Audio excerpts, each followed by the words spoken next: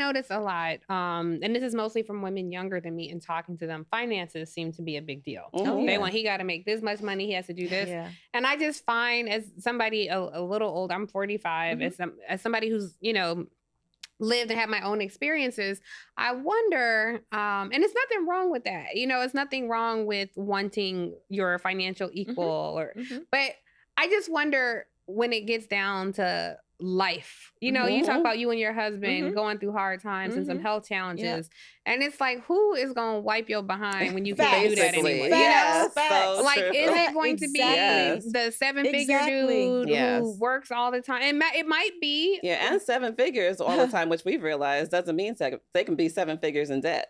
And so we don't even take that. They're like, okay, it has to be this certain salary. And we say, wait a minute. We don't include that. It's not about the number. Yeah. It's about the lifestyle. It's about who's there for you. It's who's about financially responsible with that money. And who has that emotional connection to withstand the ups and downs of, of dating and relationships and eventually marriage. Right. It's interesting because you were saying that, like, you really want someone that will wipe your behind. You know what I mean? And if something happens, that they're going to be there and they're not going to walk out and they're not going to leave, or, heaven forbid you get in a car accident and in a paralyzed or in a wheelchair. Anything can happen. It's happened in my family. It's happened in our life. And so, you want someone that's going to, say, I'm rocking with you. I committed to this and I'm rocking with you. I'm rolling with you all the way to the end. Like, we're going to die married to each other.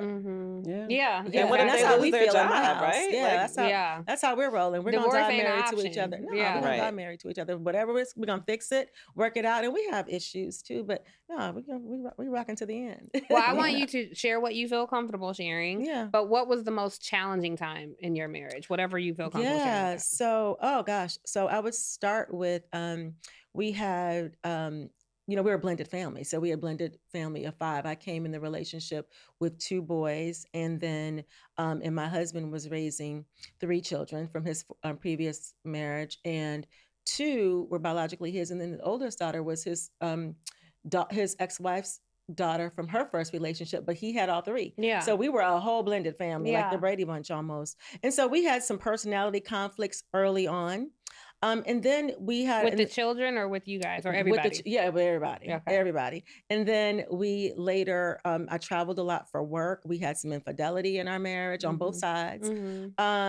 What else? My husband had a stroke. So when we took a separation for 2.5 years, and worked our way back together, 8 months later, he had a massive stroke. And so, I had people saying, well, you should just bounce now. And I was like, no, you know what? We worked for this. We put this marriage back together. I'm rocking to the end. Yeah. So, and that's, so until he was better, until he was able, and he has, a disability and some slight paralysis on the right side, but we're rocking. He drives. We have an active life, so it's what it is. But that was a very difficult time in our marriage. And I think for me, being able to transfer from being a caregiver, being a wife, to a caregiver, back to being a wife.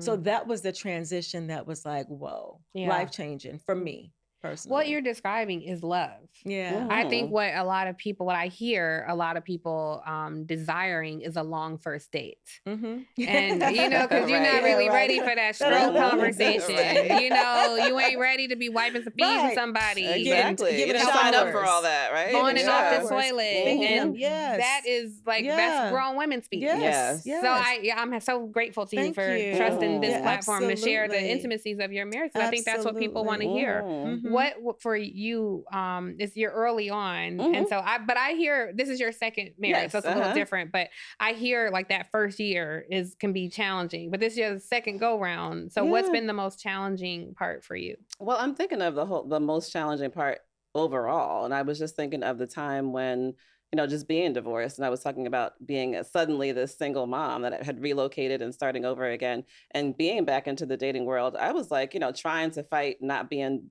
bitter Betty, right? So I was so resentful that, okay, well, he's not here, he's not able to help with the children. I'm lugging them all around. And that can impact your dating life too. So, you're showing up mad at the world, mad at men. And, so I think just doing that whole internal work spiritually, mentally working out, just trying to find the confidence confidence and the fun in life again, because bringing that to somebody is not helpful. Yeah. So that was really the most challenging part, is making that transition and really rediscovering myself to be able to, you know, be that fun part. And actually, it was more fun discovering this next part of my life than, you know, but it was definitely a journey that, you know, we always welcome, you know, helping people through.